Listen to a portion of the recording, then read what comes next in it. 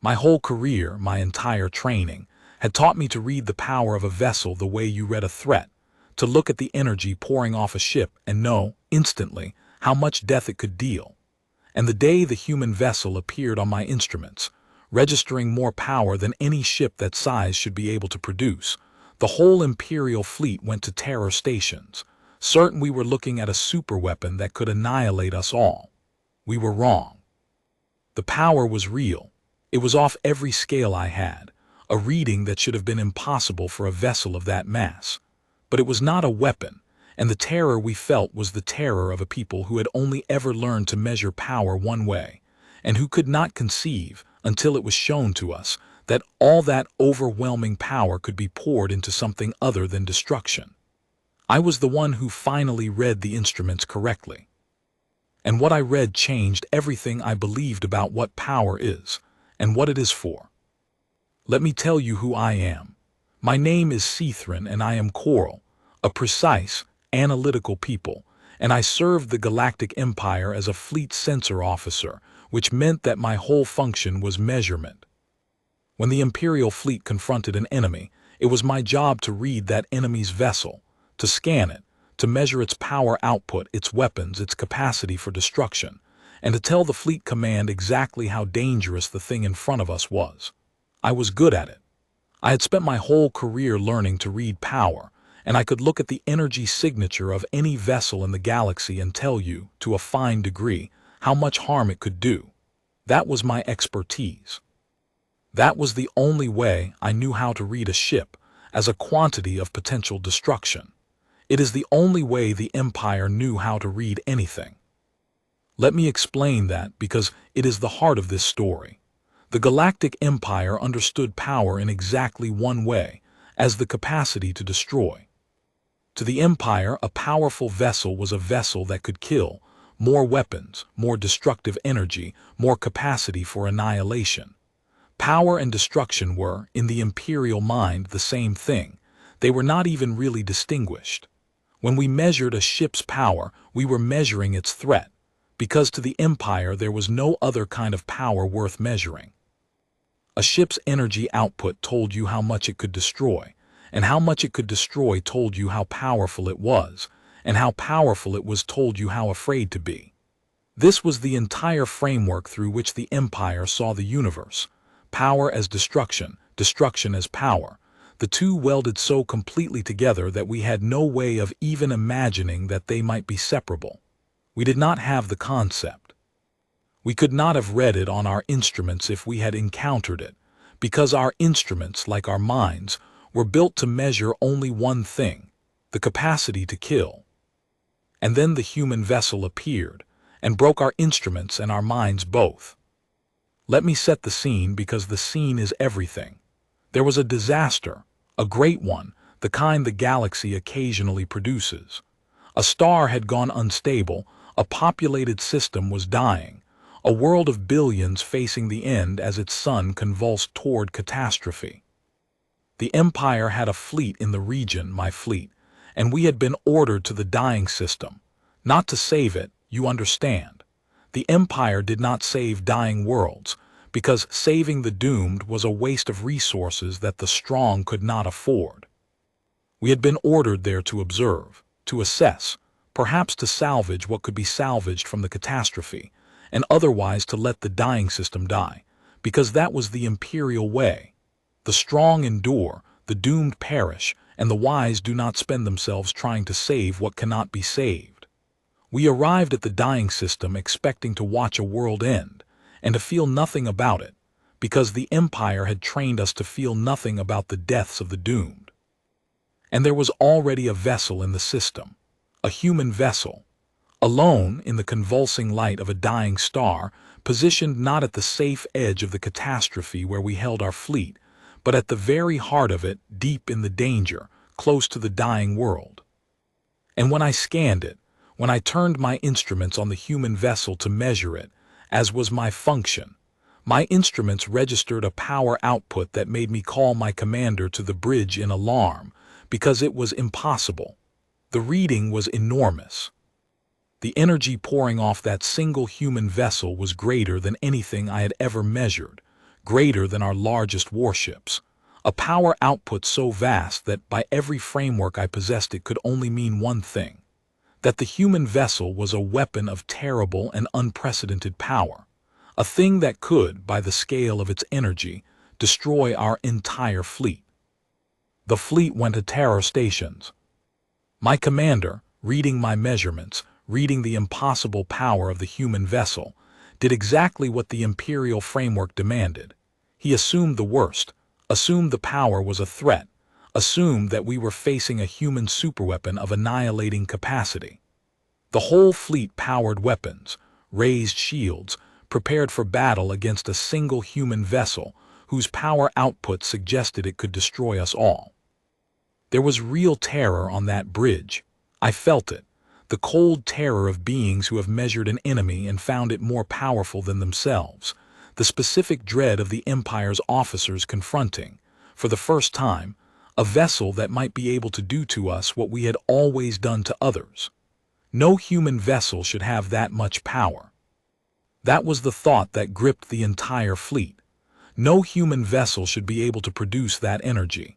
It was wrong, it was impossible, it was terrifying, and we prepared in our terror to destroy it before it could destroy us. But something stopped my commander from giving the order to fire, and the thing that stopped him was me, because I was still reading my instruments, still measuring the human vessel, and the longer I measured it, the more something troubled me, some wrongness in the readings that I could not at first identify, a thing that did not fit the assumption that the power was a weapon.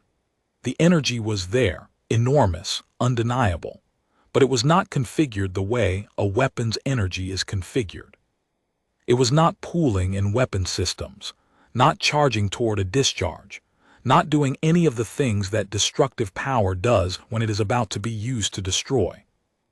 It was doing something else, something I had never seen, something my instruments could measure but my framework could not interpret. All that vast power, flowing through the human vessel toward a purpose that was not destruction, a purpose I did not have the concepts to recognize, because the Empire had never taught me that power could have any purpose but death. Let me tell you what that human vessel was actually doing with its impossible, terrifying, unprecedented power. Because when I finally understood it, when I finally read my instruments correctly and saw what all that energy was for, it broke the entire framework of the Empire inside me and showed me a truth about power that the mightiest empire in the galaxy had never once imagined. That the most powerful thing a vessel can be is not the thing that can destroy the most, but the thing that can save the most, and that we had been terrified, all of us, of a ship whose overwhelming power was aimed not at killing us, but at saving a world we had come to watch die. I told my commander to hold. I want you to understand what that cost me, because in the Empire you did not tell a commander to hold when his fleet was at terror stations facing what appeared to be a superweapon. You gave him your measurements and you let him decide, and you did not insert your own uncertainty into a moment of crisis.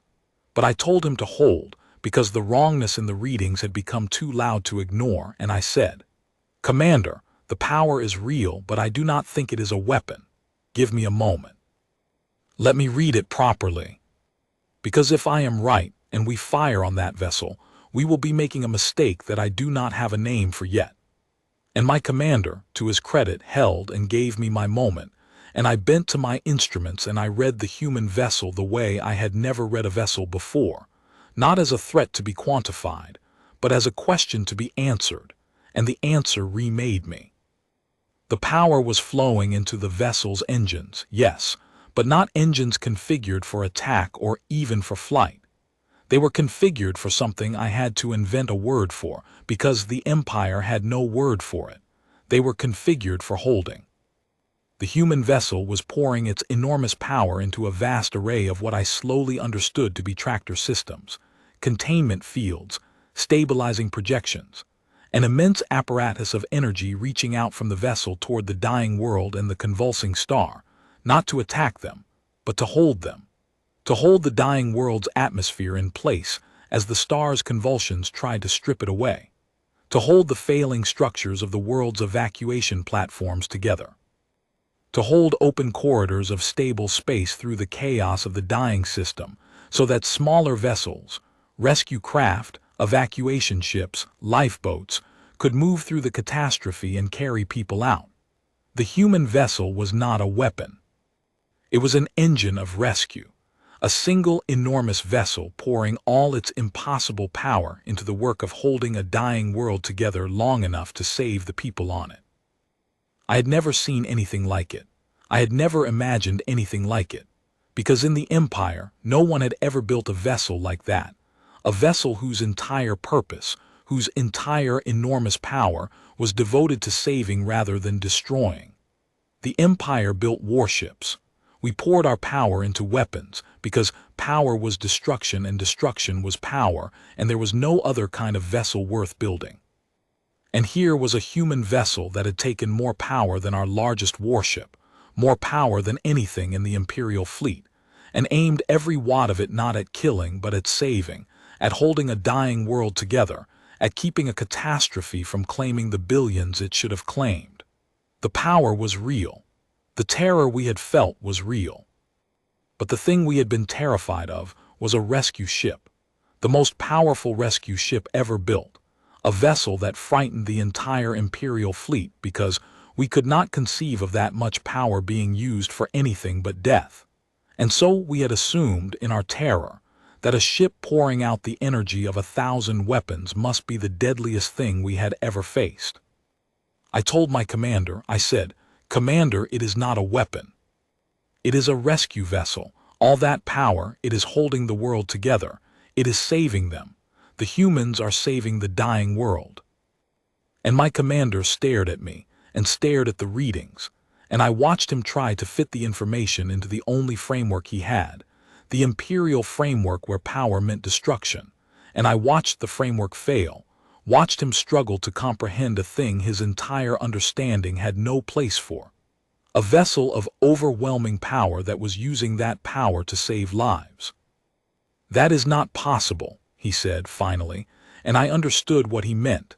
Not that the readings were wrong, but that the thing the readings described was impossible within the Empire's understanding of the universe. A vessel that powerful should be a weapon. The fact that it was not, the fact that the humans had built that much power and aimed it at salvation, was a thing the Empire's entire worldview could not contain. And then we watched. The whole fleet, weapons still hot but no longer aimed to fire, watched the human vessel do the thing that no Imperial vessel had ever done, the thing the Empire did not even have the concept for. We watched it save a world. We watched it hold the dying world's atmosphere against the star's convulsions. We watched it stabilize the collapsing evacuation platforms. We watched it carve corridors of safe space through the catastrophe, and shepherd the rescue craft through. Vessel after vessel of evacuees carried out of the dying system along the paths, the human ship held open with its enormous power. We watched a single human vessel spend itself, and I mean that literally. The readings showed its power system straining, running far past their safe limits, the vessel burning itself out to hold the rescue together. We watched it pour every watt of its impossible power into the saving of a world that the Empire had come to watch die. And the billions who should have died did not. They were carried out, system load by system load, through the corridors the human vessel held open, while we watched, our weapons forgotten, our terror transformed into something none of us had a name for. Because here is the thing that happened to the Imperial fleet, watching that rescue, the thing that is the real heart of this story. We had come to the dying system expecting to feel nothing, trained by the Empire to feel nothing about the deaths of the doomed. And instead we watched a human vessel refuse to let the doomed die, watched it spend its overwhelming power to save the very world we had written off, and the watching did a thing to us that the Empire had spent 10,000 years trying to prevent. It made us feel. It made us see the billions on that dying world as people worth saving, because here was a vessel treating them as people worth saving, pouring out more power than our entire fleet possessed for the sole purpose of keeping them alive. The human vessel's power did not just save the dying world. It indicted us.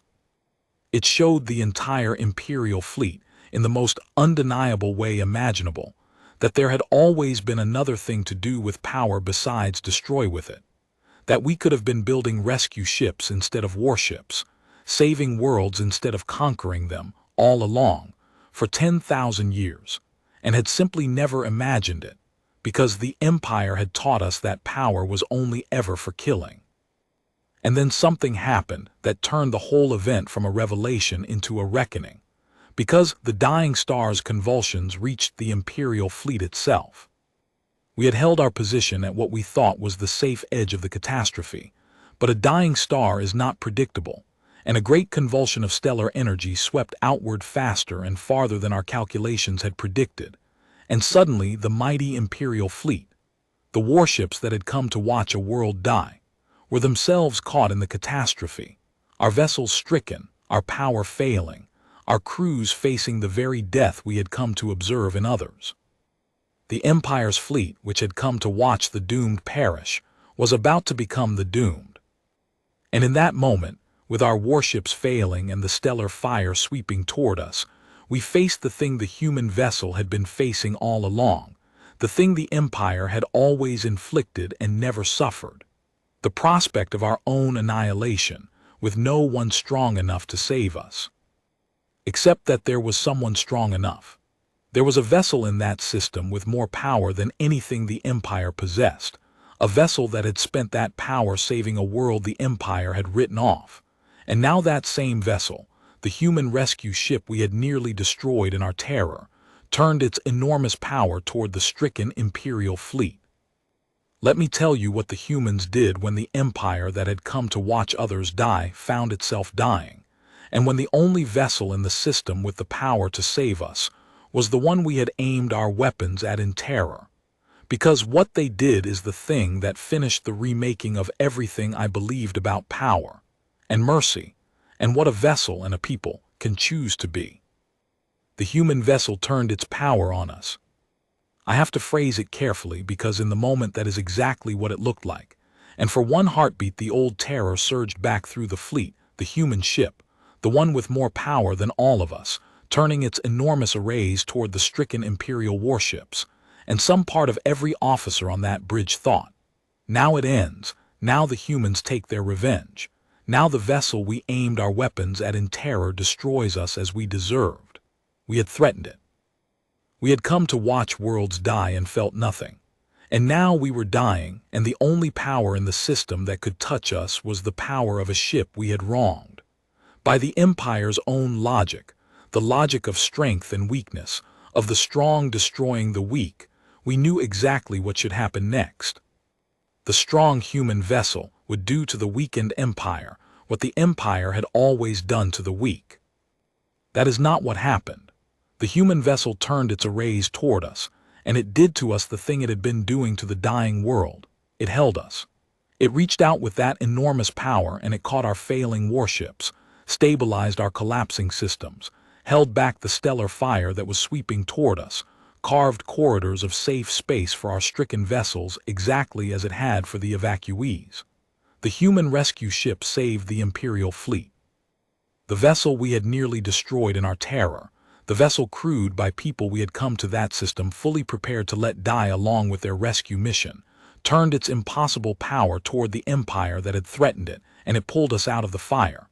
It saved the warships that had aimed weapons at it. It saved the crews that had felt nothing about the dying world it had spent itself to rescue. It saved us, the way it saved everyone, because that, I understood now, was simply what it was for. I was in contact with the human vessel by then. As the sensor officer, I had opened a channel, trying to coordinate, trying to understand. And I spoke with one of the humans aboard, a woman, one of their rescue commanders, calm and focused in the middle of the catastrophe, and I asked her the question that the entire fleet needed answered, the question that our whole framework demanded. I asked her why. Why save us? We had threatened her vessel. We had come to watch a world die. By every logic the Empire understood, we were enemies and we were weak, and the strong destroy their weakened enemies. Why was she spending her vessel's power? Power that was clearly straining, clearly burning out. power she needed for the evacuation, to save the Imperial fleet that had aimed its weapons at her. And the human rescue commander, in the middle of holding two catastrophes together at once, gave me the answer that finished the remaking of everything I was. She said, "I don't have time for a long answer, so here's the short one. You're in the fire. We pull people out of the fire. That's the whole thing. That's all of it." And I said, because the Empire was still speaking through me, the old framework still grasping, that we were her enemies, that we had threatened her, that she owed us nothing. And she said, still working, still saving us, "You're not my enemy right now. Right now you're just people who are about to die, and I can stop it, and so I'm going to. Maybe you're my enemy again tomorrow. That's tomorrow's problem. Today you're in the fire and I have the power to pull you out, and that's the only thing that matters when the fire's actually burning. You want to know why I'm saving you? Because I can. Because having the power to save someone and using it to save them instead of asking whether they deserve it, that's the whole point of having power. That's what it's for. What did you think it was for? That's what it's for. What did you think it was for? I have never recovered from those two questions, and I have spent the rest of my life answering them. Because the human commander had said, in the middle of a catastrophe, without even meaning it as a great philosophical statement, the thing that the entire Galactic Empire had never once understood in 10,000 years of accumulating power. We had thought power was for destruction. We had thought the point of being strong was to be able to destroy your enemies, to take what you wanted, to make others afraid. And the humans thought power was for saving, thought that the entire point of having the capacity to do great things was to use that capacity to keep people alive, to pull them out of the fire, to save the doomed and the weak and even the enemy. Because what else? The human commander's question implied. What else could power possibly be for? And the gap between those two understandings, power for destroying versus power for saving, was the gap between everything the Empire was and everything the humans were. And standing in that gap, watching a human vessel spend itself to save the fleet that had threatened it, I understood that the humans had not just built a more powerful ship. They had understood power itself more truly than the Empire ever had, understood that the measure of power is not how much you can destroy with it, but how much you can save. The human vessel saved us. It saved the Imperial fleet, and it saved the dying world, and it spent itself nearly to destruction doing both at once. Its power systems pushed so far past their limits that I do not know how the vessel survived. But it did. And when the catastrophe finally passed, when the dying star's worst convulsions subsided and the rescue was complete, there in the wreckage-strewn space of the saved system floated the human vessel, scarred and burned and barely functional.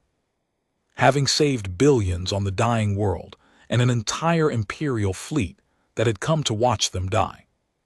And the Imperial fleet floated beside it, saved, weapons cold, every officer aboard transformed, because we had come to that system as the Empire, and we could not leave it as the Empire, not after what we had seen, not after a human rescue ship had taught us the thing our whole civilization had never known about what power was for. My commander, the same commander who had nearly given the order to fire, who had said, "That is not possible," when I told him the vessel was saving the world. My commander opened a channel to the human vessel, and he did a thing that no Imperial officer had ever done in the history of the Empire. He thanked them. He thanked the humans for saving the fleet he commanded, and then he said the thing that I think was the first crack in the Empire itself, spoken by an Imperial commander who had just watched his entire understanding of power overturned. "We came here to watch a world die. You came here to save it.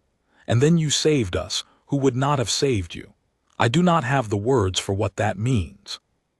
But I know that I cannot command an Imperial warship again, not the way I did before, not now that I have seen what a ship can be. We have been building the wrong vessels. We have been the wrong thing. I do not know what to do with that knowledge. But I cannot unknow it. Let me tell you what happened after the human vessel saved the Empire that came to watch a world die.